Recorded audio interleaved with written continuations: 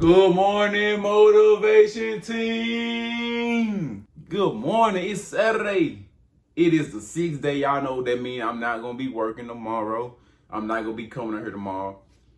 But before we get into the video, thank the Lord that you woke up this morning. Go tell your family you love them. Go tell them good morning. And put a smile on your face. It's Saturday. It's the weekend. And we ain't going to do too much talking. All right. Let's go ahead and get into the verse of the day. And today we got Deuteronomy 31:6. Be strong and courageous. Do not be afraid or terrified because of them. For the Lord your God goes with you. He will never leave nor forsake you. Moses had encouraged Joshua and pushed him forward to be more than he thought he could be. God uses encouraging people like Moses to help us fulfill the destiny he has for us.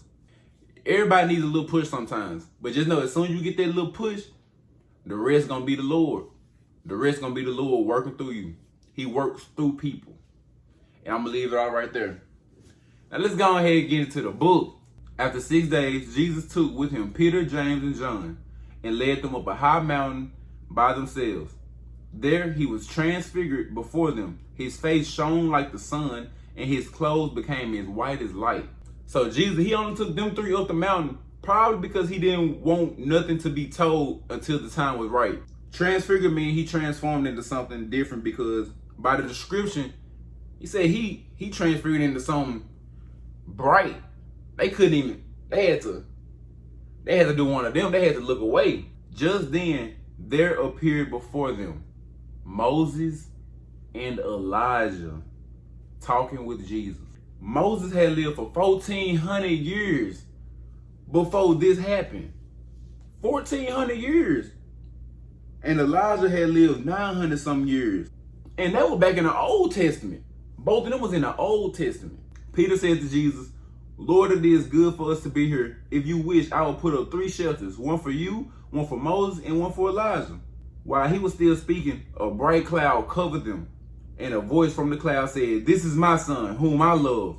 With him I am well pleased. Listen to him. Hey, I guess when Peter was talking to him, I guess Peter was like starting to walk a little closer to him as he was talking. So that's why that cloud popped up. But as soon as they heard the voice, the disciples fell down to the ground, terrified. Jesus came up and touched them. Get up, he said, don't be afraid. And when they looked up, they saw nothing except Jesus. As they were coming down the mountain, Jesus instructed them, don't tell anyone what you've seen until the Son of Man has been raised from the dead. The disciples asked him, why then do the teachers of the law say that Elijah must come first?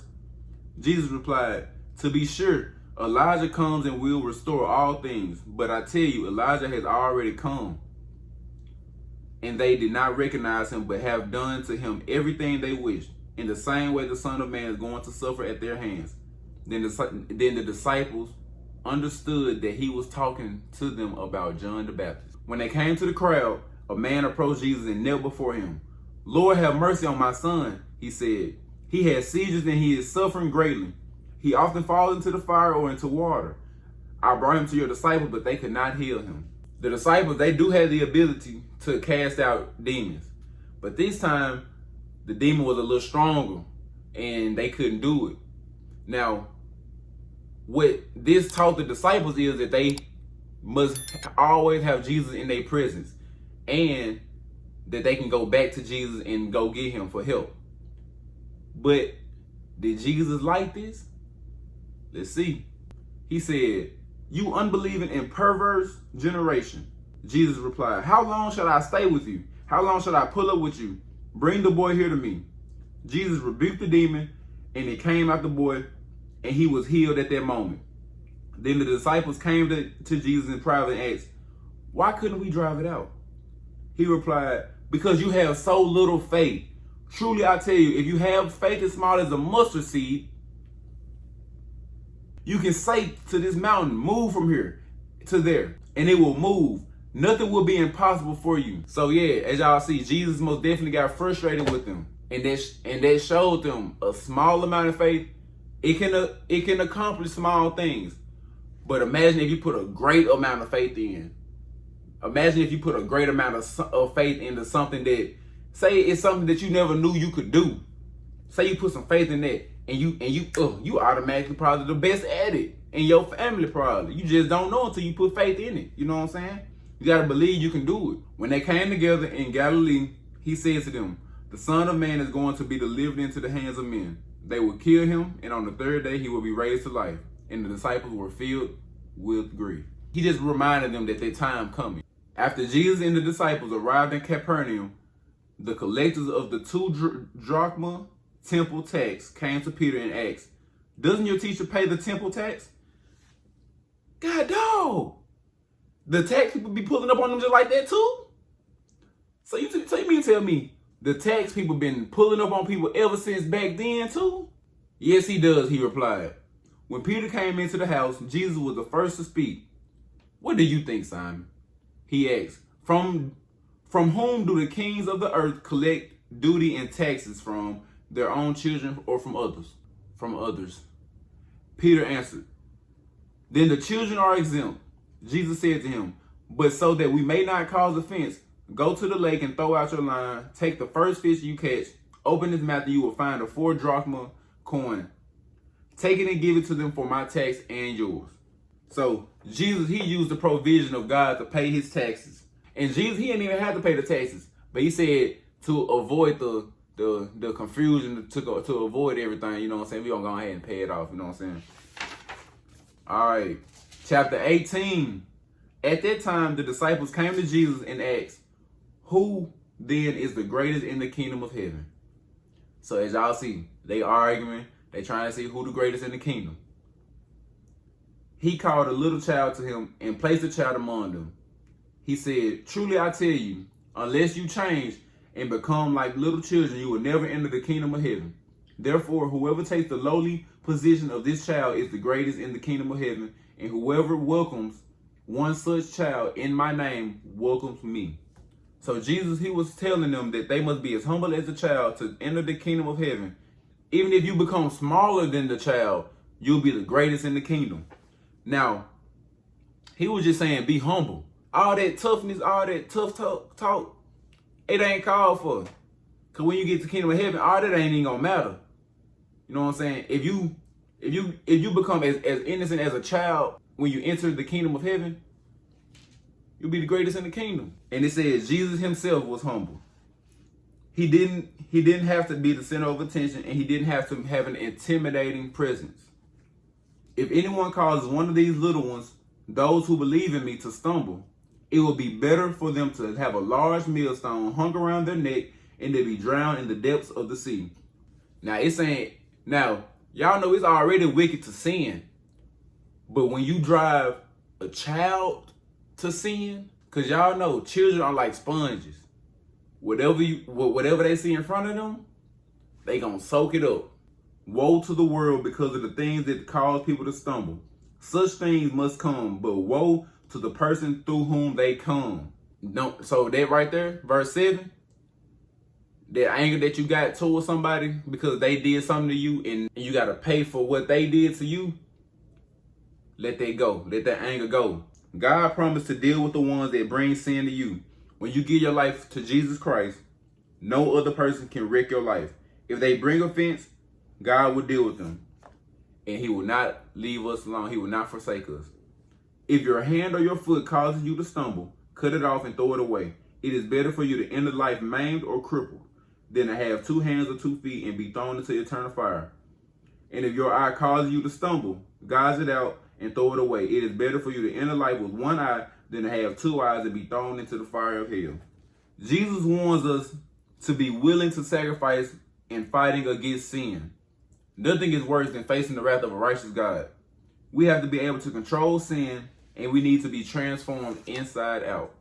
I hope people don't take this literal, but he's saying like we have to have some type of fear.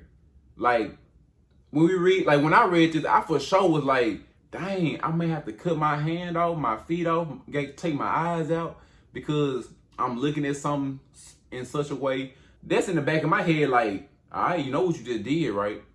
When you get home, I'm gonna need that left eye to come out, bro. Some gotta have you afraid of falling into sin. See that you do not despise one of these little ones, for I tell you that their angels in heaven always see the face of my Father in heaven. Yup, we got guardian angels. Yup, we do. What do you think? If a man owns 100 sheep and one of them wanders away, will he not leave the 99 on the hills and go to look for the one that wandered off? And if he finds it, truly I tell you, he is happier about that one sheep than about the 99 that did not wander off. In the same way, your Father in heaven is not willing that any of these little ones should perish. We should have love for all those in the Christian community. We should love sinners. The ones that drink, as they raise their cup up and take their shot, we should love them. The ones that cuss, even though we hear they cussing, we should love them. Me, myself, and I still cuss. I'm working on my cussing. I'm working on my drinking. We have to show individual love, patient love, seeking love, rejoicing love, and protecting love. We have to show love for everybody. As a community that believes in Jesus Christ as a whole, we should be there for each other. Just because somebody do this and just because somebody do that. Some people that cuss a lot, that drink the most, and do all that, they know way. I know people that know way more than me about the Bible. Look at DC Young Fly. He cuss. He a comedian. You know what I'm saying? He knows so much about the Bible. He knows so much. If your brother or sister sins, go and point out their fault. Just between the two of you, if they listen to you, you have won them over. But if they will not listen to you, take one or two others along so that every matter may be established by the testimony of 2 or 3 witnesses. If they still refuse to listen, tell it to the church. And if they refuse to listen even to the church, treat them as you would a pagan or a tax collector. Don't fight y'all brothers and sisters. Y'all probably, now you know what? Y'all done probably already fought. When you try to talk to them about it at first, they probably got on your head and y'all started fighting. And then now it's like, all right, babe, I'm finna go to the church. We finna talk about it to the church. Now you bring the problems going on at home to church. And now when y'all get home, y'all finna fight again. So it's best y'all just, you pray about it. You pray about it because I'm finna get into that part right here. Truly I tell you, whatever you bind on earth will be bound in heaven, and whatever you lose on earth will be loosed in heaven. Again, truly I tell you that if 2 of you on earth agree about anything they ask for, it will be done for them by my Father in heaven. For where 2 or 3 gather in my name, there am I with them. When y'all come together and pray about it in Jesus' name, y'all better not disagree. Y'all better not break up that prayer and start fighting. Then Peter came to Jesus and asked, Lord, how many times should I forgive my brother or sister who sins against me? Up to 7 times? Jesus answered, I tell you, not 7 times, but 77 times. Now, he said it, now, I'm pretty sure they were probably sarcastic, but even if it is 77 times, you shouldn't be sitting there and counting, all right, that's 1. All right, that's 22 right there. All right, you got 75 more times. All right. I know I did my math wrong. But y'all get what I'm trying to say. Like, we shouldn't be counting how many times somebody sinned against us. We shouldn't be counting that. You know what I'm saying? We should always forgive. We should forgive quicker than God forgives us. Therefore, the kingdom of heaven is like a king who wanted to settle accounts with his servants. As he began the settlement, a man who owed him 10,000 bags of gold was brought to him. Since he was not able to pay, the master ordered that he and his wife and his children and all that he had be sold to repay the debt. At this, the servant fell on his knees before him. Be patient with me, he begged, and I will pay back everything. The servant's master took pity on him and canceled his debt and let him go. See there? Y'all, just forgive. You know what I'm saying? The master showed mercy, prompted by compassion. He forgave a debt that most definitely could not be paid back. And despite whatever promises they made each other, he said, it's cool. Forgive and forget, y'all. But when that servant went out, he found one of his fellow servants who owed him 100 silver coins. He grabbed him by the neck and began to choke him. Pay back what you owe me, he demanded. His fellow servant fell to his knees and begged him, be patient with me, I will pay you back. But he refused. Instead, he went off and had the man thrown into prison until he could pay the debt.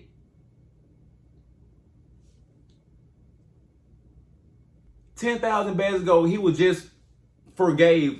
He had to pay it back. As soon as he walk out the door, he sees somebody that owe him 100 silver, and he about killed the man, and he had him sent to jail. When the other servants saw what had happened, they were outraged and went and told their master everything that had happened. Then the master called the servant in. You wicked servant, I canceled all that debt of yours because you begged me. Should you have had mercy on your fellow servant just as I had on you? In anger, his master handed him over to the jailers to be tortured until he should pay back all he owed. It was definitely wrong of that man to do that now.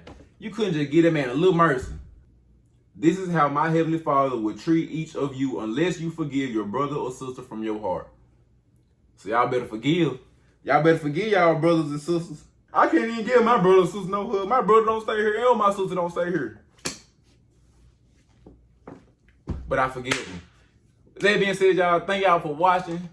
Stay tuned. Like I said, y'all, I got something coming to the channel. It's gonna be great. You know what I'm saying? I believe it's gonna be a great addition to the channel. You know what I'm saying? I ain't gonna say too much. I'm just gonna have to show y'all. You know what I'm saying? I don't talk. I'm about action. You feel me? I'm about action. I'm gonna do it. You know what I'm saying?